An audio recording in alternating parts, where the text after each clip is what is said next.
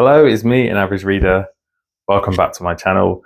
Bit of a strange intro today. I know I'm normally sat down at a desk or slumped in my sofa.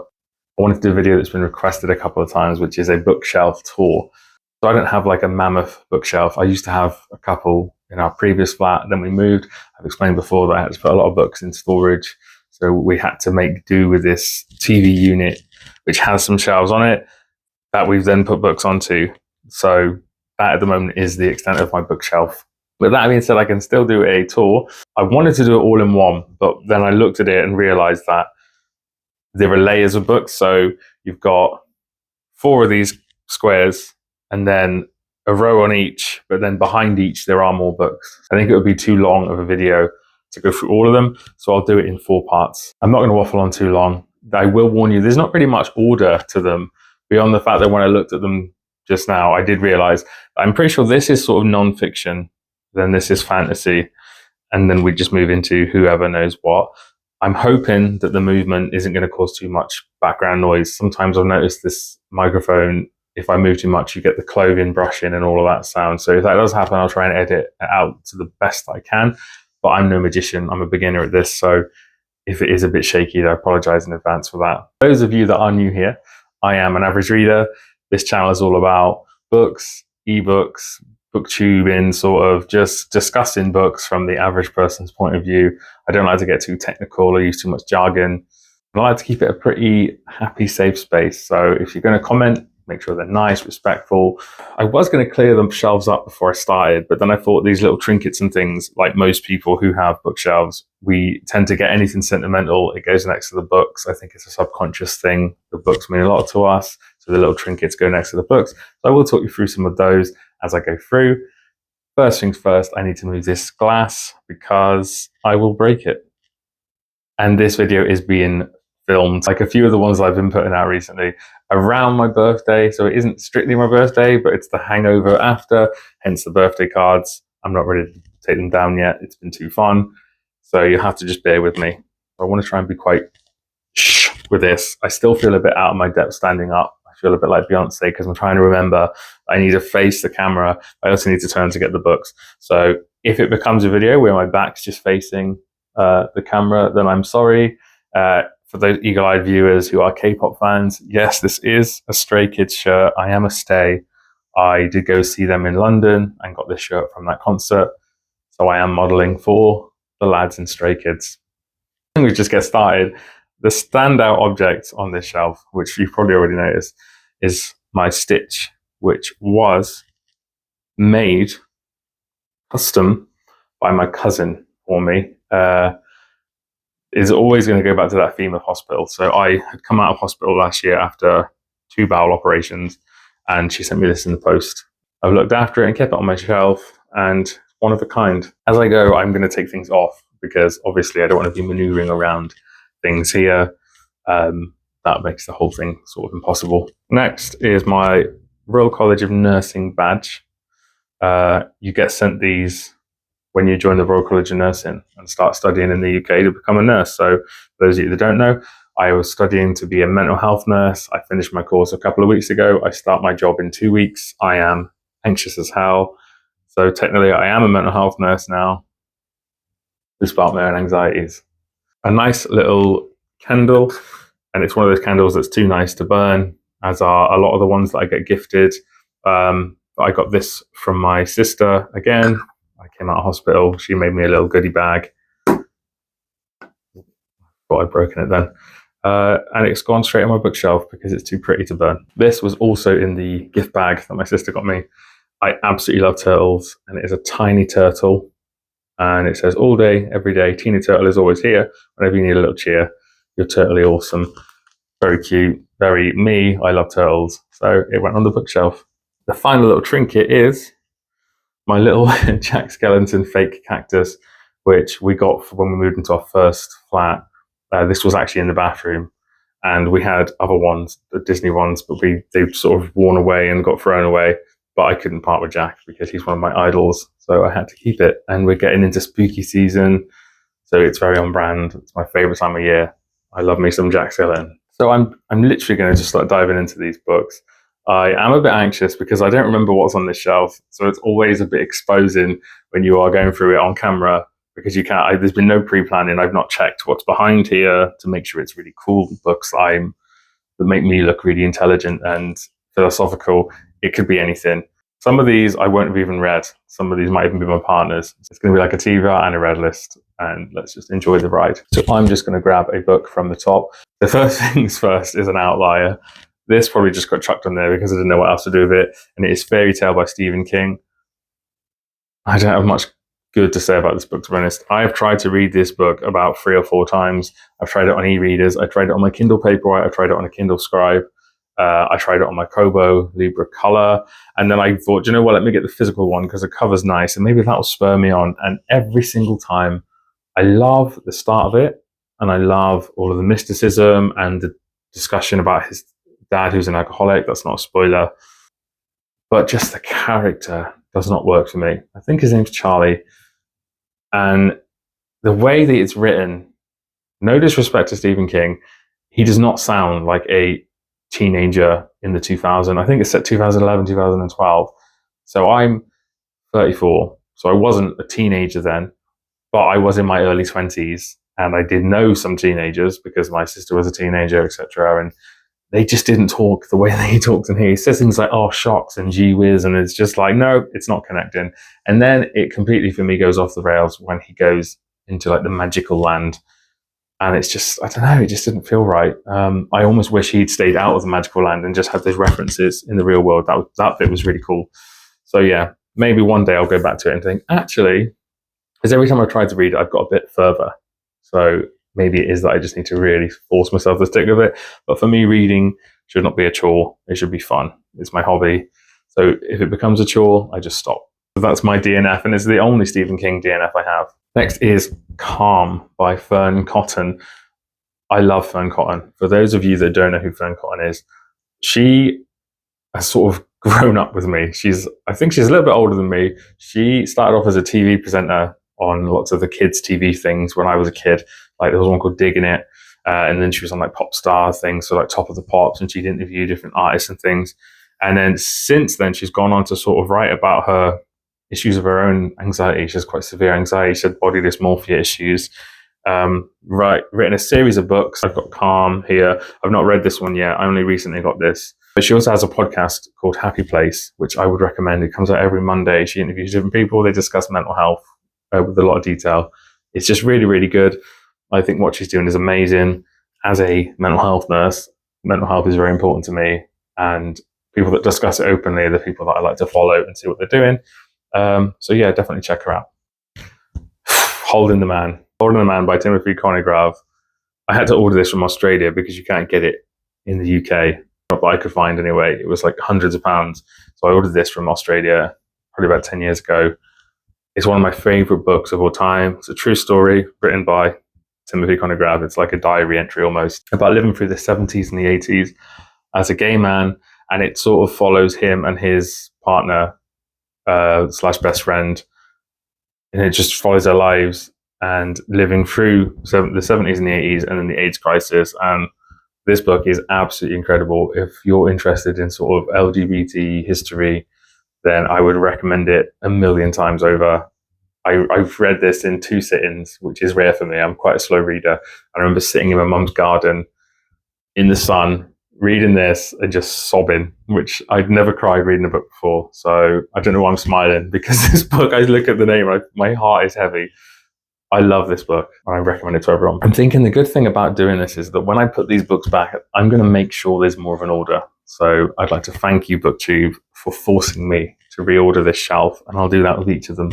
And then maybe at the end of all 4 videos, I'll show you what it looks like, since I actually put some thought into it. Mortimer and Whitehouse Gone Fishing. So this is Bob Mortimer and Paul Whitehouse, which are 2 very, very famous and successful British comedians in lots of TV shows and things, panel shows. They've done comedy sketch shows themselves. They do a show about fishing, which I am not someone who goes fishing, but it is the most relaxing TV show ever. And if you are into that sort of cozy feel where it's them going to different places, standing by rivers, talking about things again like men's mental health, their health scares, their lives, their careers, and just fishing, really calm, sometimes they cook a casserole or a stew and they drink wine and sit by the fire, and it's just really chill. And it is on BBC iPlayer. If you can get that, then check it out on there. It's probably available on other platforms. I never know what's what anywhere in the world. But this is the book they released. I picked this up at a charity shop. I think they call them thrift stores elsewhere in the world. I've not read it yet, but I will read it. I think my partner started it and he loved it. Apparently it's very funny. But it do actually talk about fishing, but apparently it's accessible. You don't need to be someone that fishes to read the book. So now we're going to go into a role here, I think, because Gabor Maté, I've talked about him before. When the Body Says No, he is my favorite health guru. He's a GP, so he's a general practitioner. He's worked specifically with people with addiction issues in Canada, but he's released quite a lot of books at this point, and I've got a few of them. This one is about how your mental health works with your body. So we call that holistic. So how they work together. So it's like holistic care, and how stress can manifest itself in physical illness. And it's very interesting. I'd recommend it. I'm sorry if that was very brief. I'm just realizing how many books there are and how much I'm waffling. The next one, it's also Gabor Maté with Dr. Gordon Neufeld. I don't think I've said that right. Hold on to your kids. Why parents need to matter more than peers. So this is about early developmental stages in young people, which are the key stages if you read any sort of research about when people are growing up. If you're interested in that, I would highly recommend this. If you're a parent, or you're planning to be a parent, or even if you want to make sense of your own childhood or your relationship with your parents, it is super interesting, well-researched and resourced. And yeah, I love Gabor Maté. Talked about this book before, In the Realm of Hungry Ghosts, Close Encounters of Addiction by, again, Gabor Maté. Possibly my favorite nonfiction book of all time. It is the most empathetic and compassionate look at addiction I have ever read. I highly recommend this book. I think if everybody read this book, it would reshape our society, how we view people who are addicts, because I don't want to get too into it, but the idea that it's bad people making bad choices is simply ridiculous. And this book is just amazing, so I would read it if I was you. Bob Mortimer, who I just talked about, his Gone Fishing book, his autobiography. What more is there to say? It's about his life. It's called And Away. I have the physical book. I haven't read this book, but I've had it read to me by him on Audible, which was an excellent way to get it because he is such a funny man. And his life story is a bit crazy. If you're interested in Bob Mortimer, I would recommend it. We've cleared the top rack. So now it's time to move on to the shelf. Starting with quite a heavy one. Assata Shakur, Assata, an autobiography. I don't know if I say her name right, but this book was amazing. So I know that at one point she was the FBI's most wanted woman. So this could be a controversial book. I'm not here to debate politics with you guys. I'm literally just showing you what's on my bookshelf. This was an incredible book.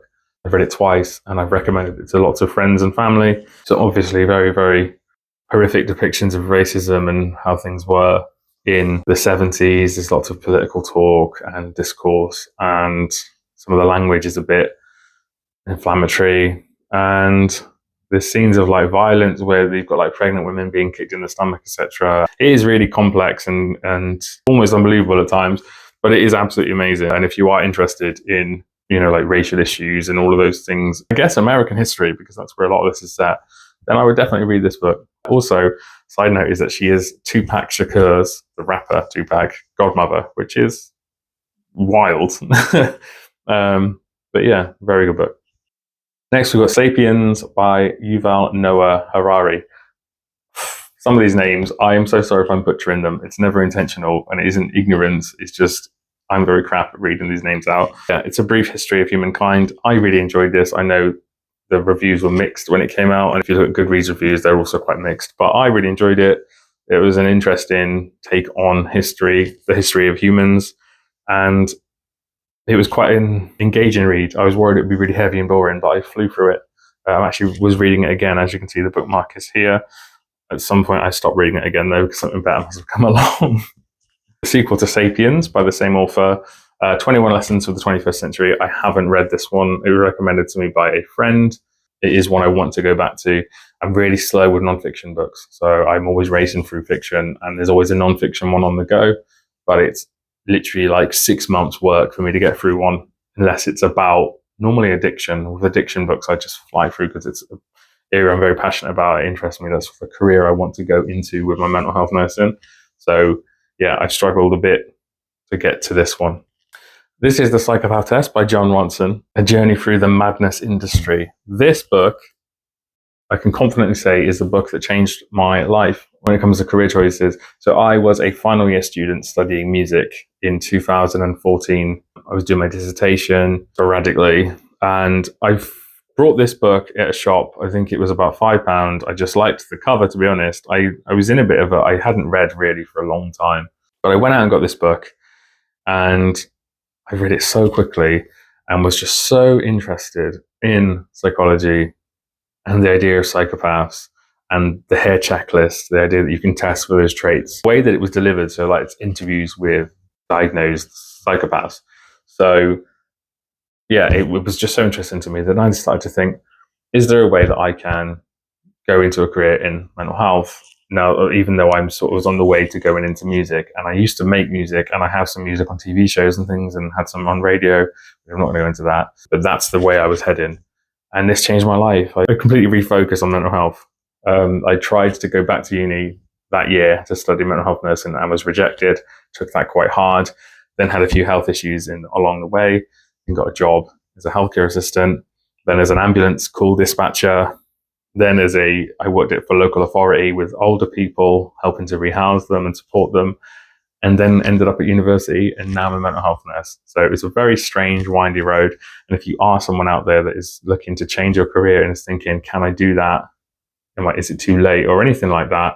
I would just say, no, go for it. And you will always find a way to it, even if it's not the same path that was advertised you by everyone else. I thought because I got rejected 10 years ago, it's not meant to be. I will never be a mental health nurse.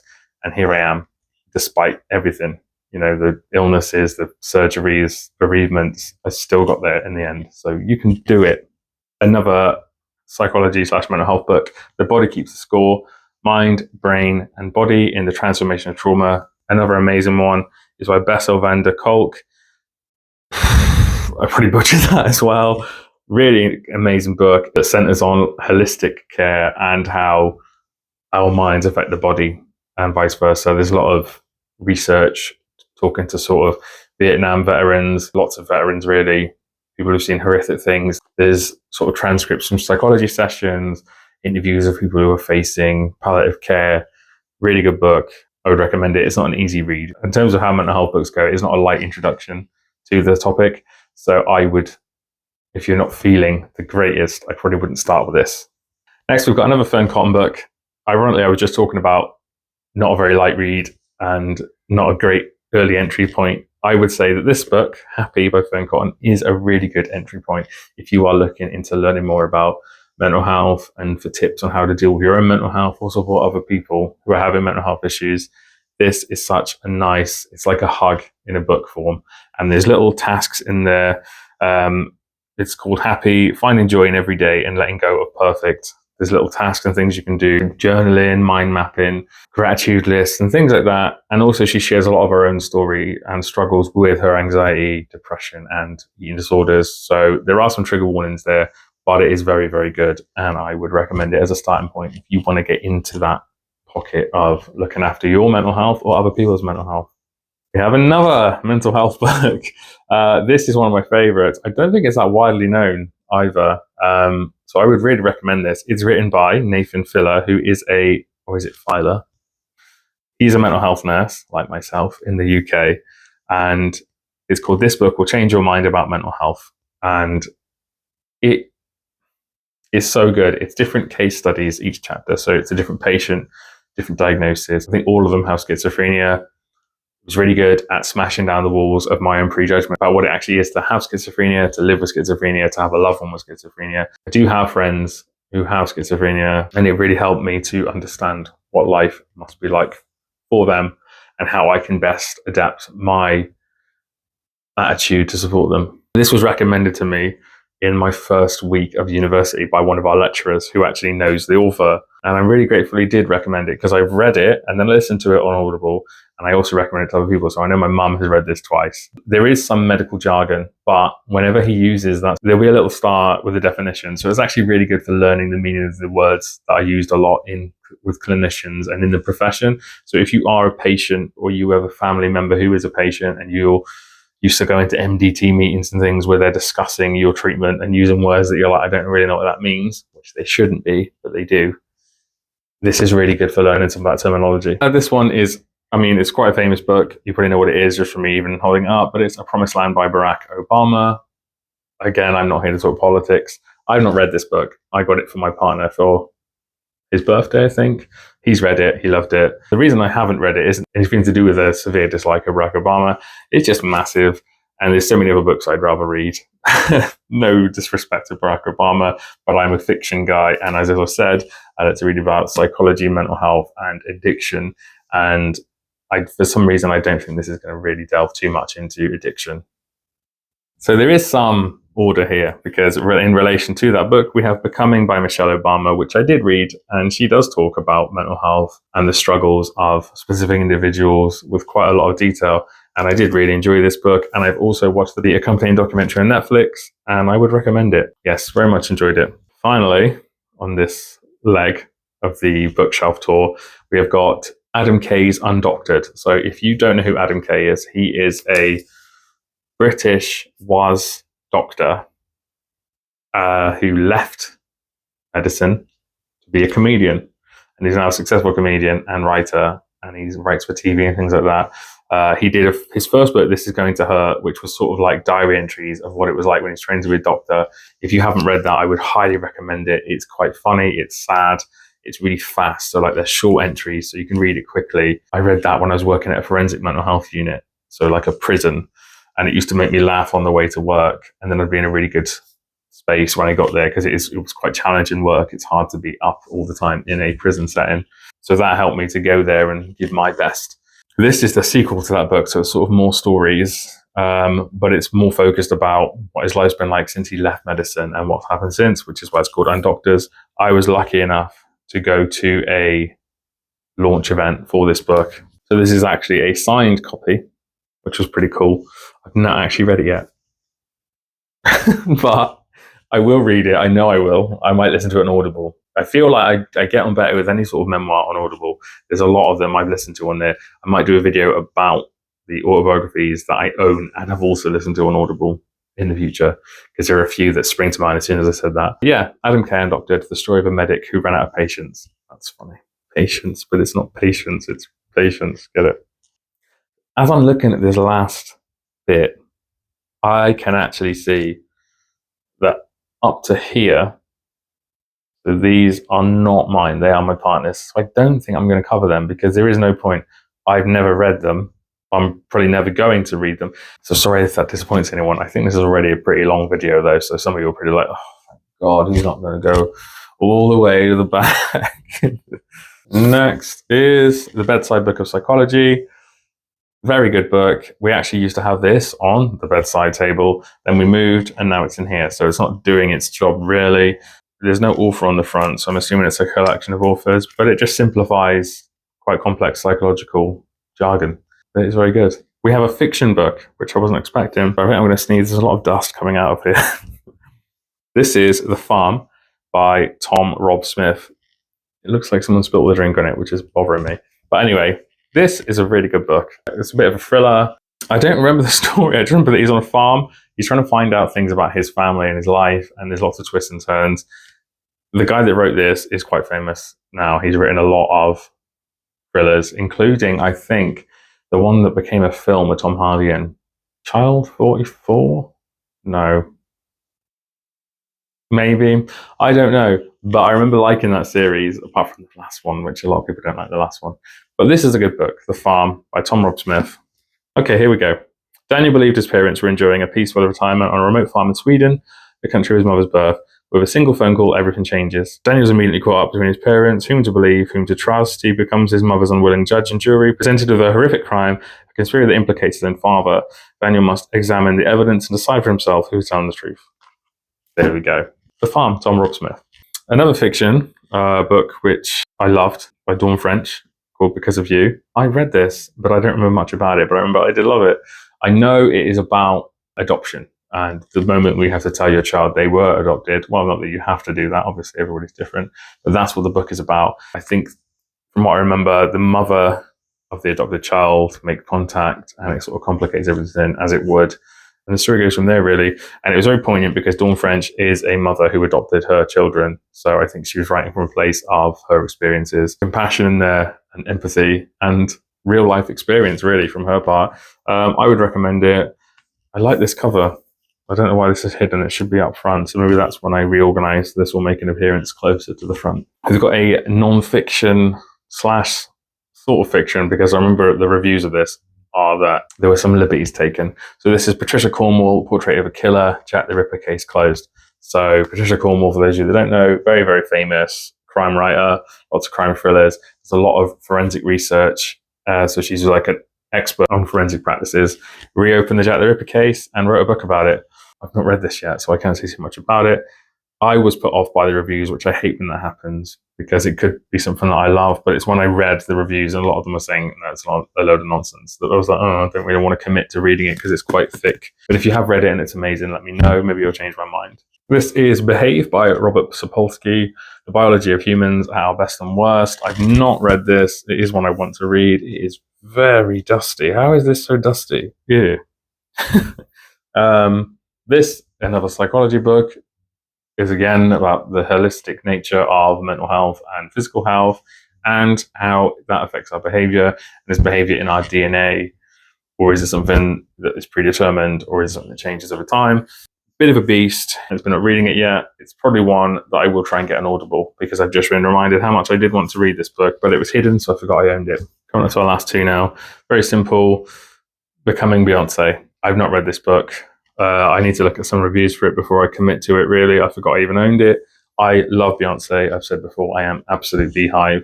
I adore her. I've seen her live 6 times. She's my hero. Love her. I don't like unauthorized biographies so much because a lot of the time it's a load of nonsense and gossip. I would love her to release a book, which I have a previous video talking about my dream memoirs. If you haven't seen that, check it out. I wish she would just do a book. I'd love to listen to it on Audible, and I might even force myself to pick it up and read it with the eyeballs. So that is all the books from the first shelf that I own or that I am going to read. I hope you enjoyed this video. There will be 3 more parts to it where I go through each other shelf. If you're not a non-fiction person, I apologize. That was heavily non-fiction, but I can assure you the next shelf, as I glance and look down and see Lord of the Rings and King Arthur, I know that it's not going to be non-fiction. We're going to get right into the heart of my soul, which is very much fantasy books. If you are new here, please like and subscribe. I love it when you guys leave comments. If you have seen any books that you have read and you love them, then please let other people in the comments know. If there's books on there you've never read but you probably give a chance to, then also let me know. I love that. I've reached over 600 subscribers. I was told by YouTube last week that I can now use Super Chat. I don't know what that means. I've never used it myself. But if you are someone who likes to Super Chat, from what I can gather, it's small donations to the channel. And by all means, go ahead. It would be very much appreciated. As someone who is coming to the end of being a poor student who will be a mental health professional, it will help me buy books and give me new things to talk about on the channel. But also maybe one day get that Kobo stylus that I've been talking about that I've never got because I can't afford £80 on a digital pen that can't actually work on paper.